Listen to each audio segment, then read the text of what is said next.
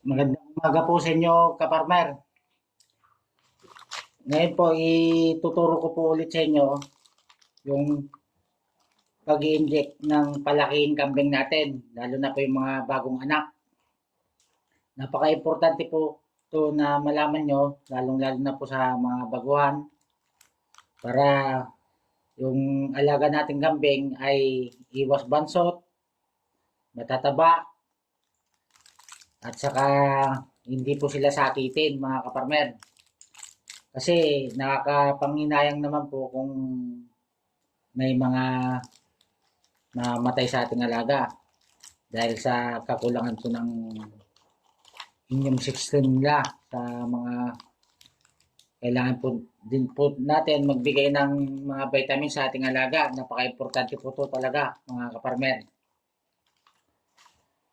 Itong AAD, ito po, ito ay vitamins po sa mga lumalaki na kambing. Napakaganda rin po to sa ating alaga. Ito naman pong iron dextrane, ayan po,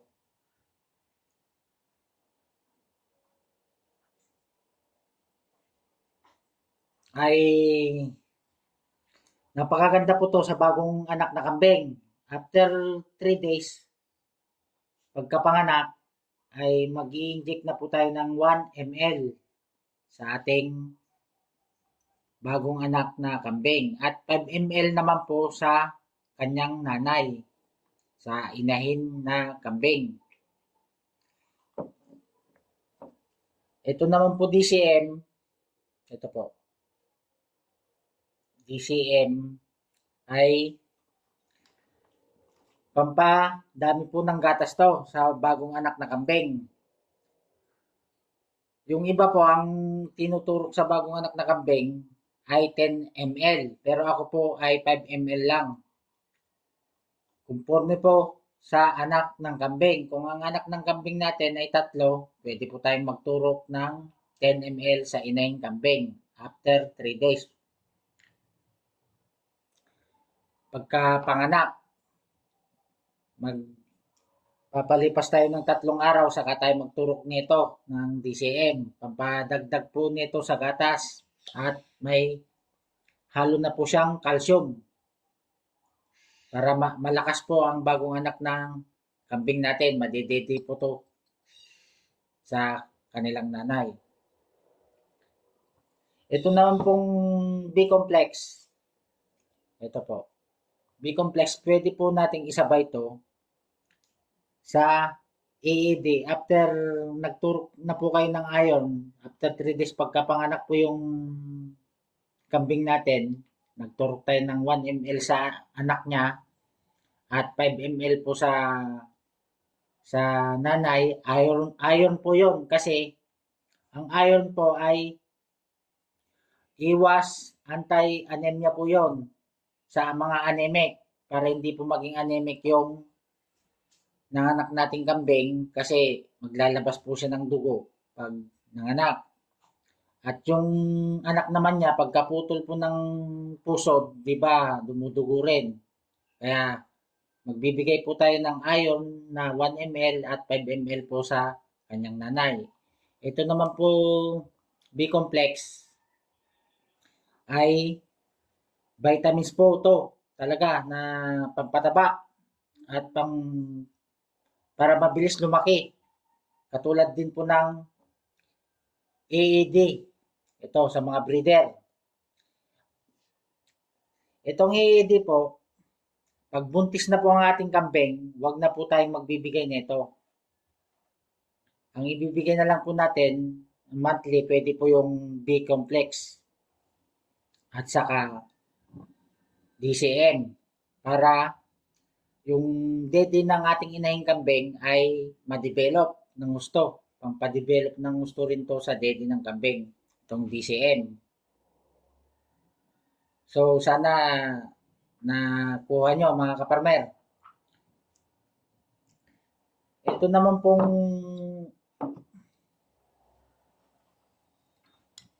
pang-spray natin na Combinex. Ito po ay sa mga galis.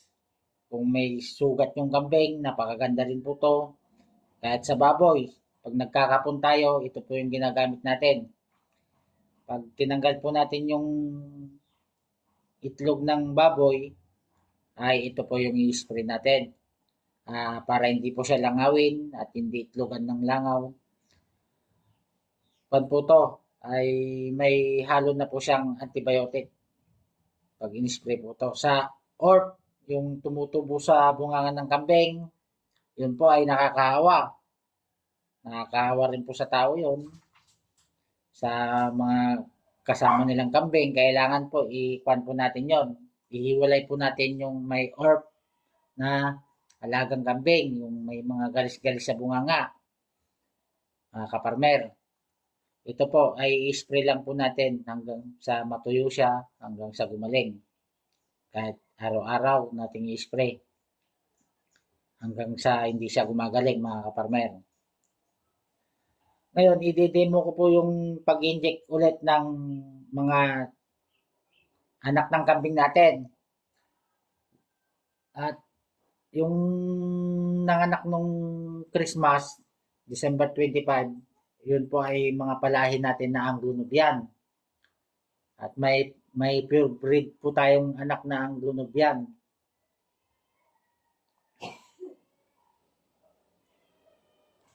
May mga gamit po tayong karayom. Ito po ay may mga number naman po nakalagay. At makikita nyo yung 1 ml, 2 ml, 3 ml. Yung ito naman ay 1 ml lang siya. Ayan. Pupunuin nyo po yan. At saka ituturok natin sa bagong anak na kambing. After 3 days. Pero yung mga tuturukan po natin, naturukan na po natin sila ng iron. Yung sinabi ko po kanina, anti-anemia. Sa mga anemic, baka para hindi sila maging anemic pagkapanganak. Pati sa inahin at saka sa kanyang anak, mga kaparmer. 1 ml sa kanyang anak after 3 days. Sabay na natin mag-inject din sa kanyang nanay ng 5 ml na iron. Yun po ang kagandahan ng iron, mga kaparmer. So, marami po tayong mga injectable na ginagamit. Kukunin po natin yung kambing natin, yung anak ng kambing. I-injectin po natin ng EDE. Ito po EDE. Ito po ay para sa mga breeder na palaking kambing na gagawing breeder o kahit hindi gagawing breeder. Ang habol po natin ay iwas bansot at mataba at mabilis lumaki. Lahat naman po ng nag-aalaga, yun po ang habol natin at iwas sa sakit, mga kaparmer. Yun ang pinaka-importante. Kasi pag magbebenta tayo at hindi po tayo mahirapan magbenta at quality po yung mga binebenta nating kambing. So, lalong-lalo na po sa mga baguhan, napaka-importante dito, mga kaparmer. Sana makatulong po tayo sa kanila, sa kanilang pag-aalaga. At napakaganda po kasi ang mga may alagang hayop. Kung may mga okasyon, pwede po tayong magkatay. Pag wala po tayong pera, pwede po tayong magbenta. So, i-demo ko po yung pag-inject ulit sa ating mga palakihing kambing ng mga bisiro.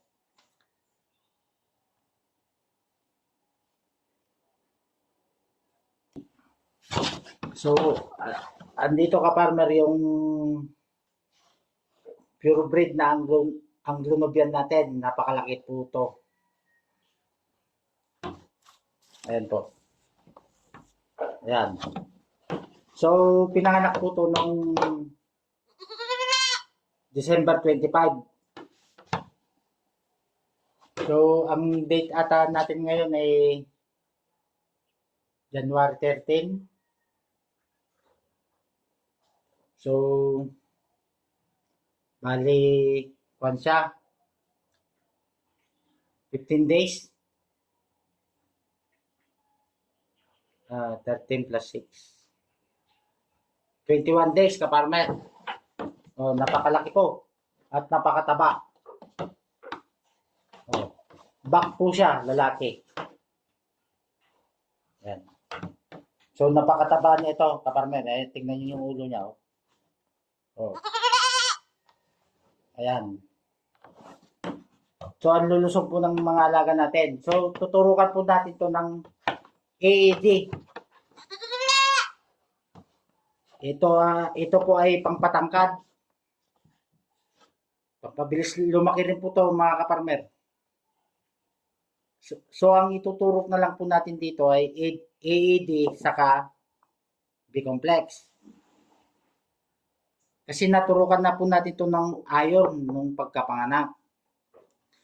Ngayon, pag mapapansin po natin sa mata ng kambing kung siya ay anemic. Medyo makon po yung mata niya, yung namumuti. Ang kulay po ng mata ng kambing na hindi siya anemic ay medyo pink. Pag tinan niyo po yung ganun, bubuklatin niyo po yung ganun, yung ganyan. So, napakalaki to, kaparmen. So, hindi ko lang kasi makon yung video natin. Pasensya na po kayo. Patatayin natin. Ayan. Ayaw niya tumayo. Ayan po. Ayan. Ayan. Napakatangkad.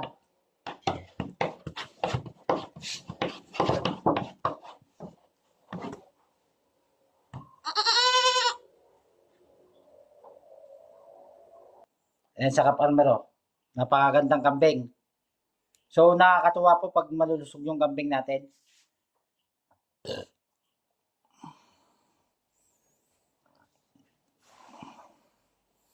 Saka ang pag-handle po ng kambing ay pag ginawakan po natin siya, ay wag po yung pabigla-bigla para hindi po siya maging agresibo. Ayan, tutusin po yan. Kinuha ko po sa kulungan nito. Ito, andun po yung nanay niya. Sana nag-iiyak na to pag nagulat siya kaparman, mag-iiyak, hanapin niya yung nanay niya. Ayan.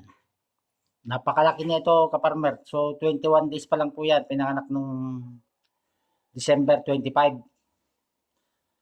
Bali, may paanak na po tayong 4 na ganito po. May mga paanak tayong so may mga buntis pa po tayo, hinihintay pa natin mga anak mga kaparmer. Pero bibidyoan ko rin po para makita nyo yung mga anak. Medyo mahaba siguro yung video natin ngayon kasi magtuturok po tayo ng AED. Ayan po.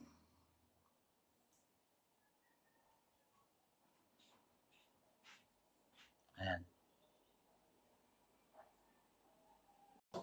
Ayan, tumayo na siya kaparmer. Ayan.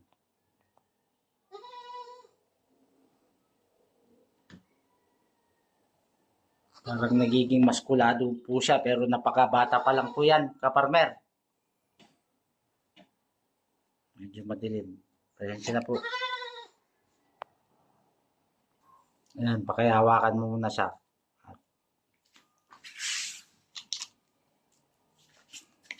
Dahil siguro nasa higit 10 kilos siya, ang gagamitin muna natin na karayom, yung naglalaman siya ng 1 ml mga kaparmer.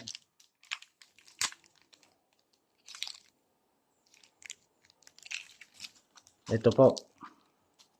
Ito. At saka pag nag-i-inject kayo, iwasan nyo po na madikit yung karayom.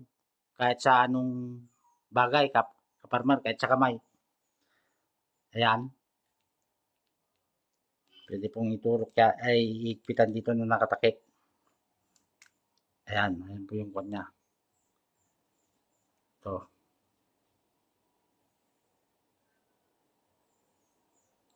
Ngayon, balik natin yung takip. Importante po magsabon muna po kayo ng kamay at lagyan nyo ng konting sunrocks. sabon, tapos mag-alcohol para iwas po tayo ng infeksyon sa kanya. Importante rin po yun, kaparmer. Ayan, mag-alcohol po tayo.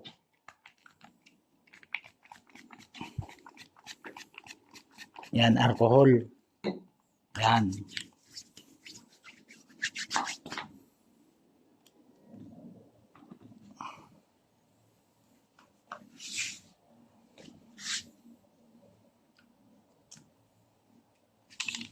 Nagsabon na ako kanina, kaparmer. Ngayon kukuha po tayo dito ng 1 ml sa AED. AED po to.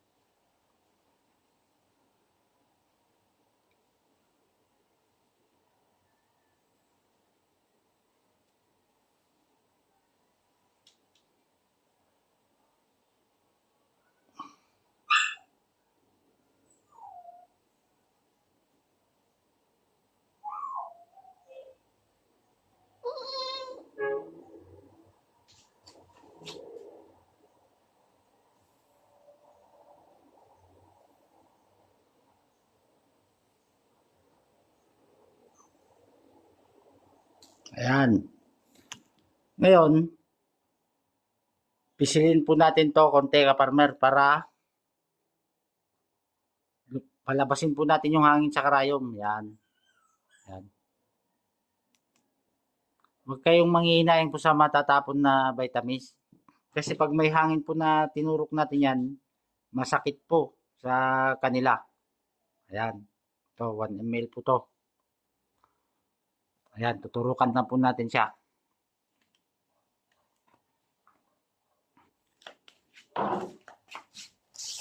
Dito ma.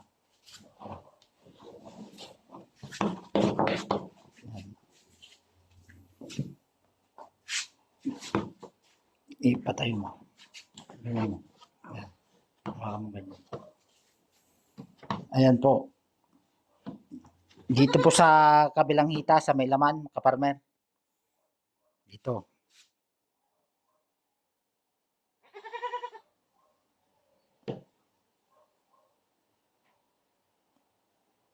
Ayun. Okay na po. So, saka natin po imasimasin na ganun.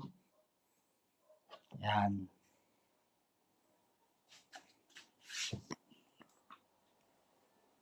So, okay na to, kaparmer. Okay na po siya.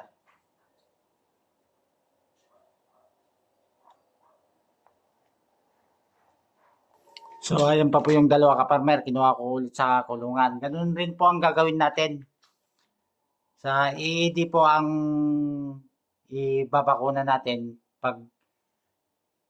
pagkatapos natin magbakuna ng iron after may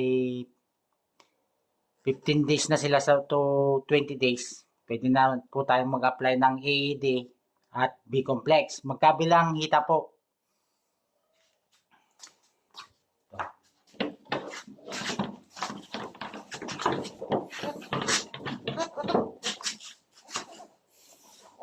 Dito po natin ituturok sa kabila yung AED, 1 ml at 1 ml na B-complex dito sa kabilang hita.